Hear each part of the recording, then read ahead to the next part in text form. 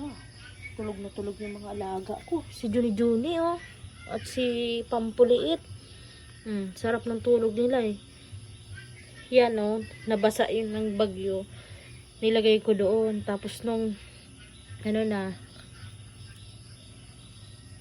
nagtuyo na, panin nila sa akin ng, tahol. Pinapakuha nila to. Pinaparinggan ako.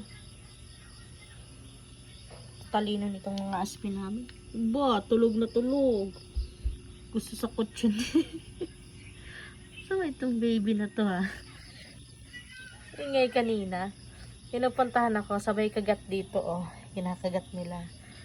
Ibig nilang sabihin, kunin ko daw, ilagay ko na dito. Kasi, natuyo na. So, ngayon, tulog na tulog yung dalawa.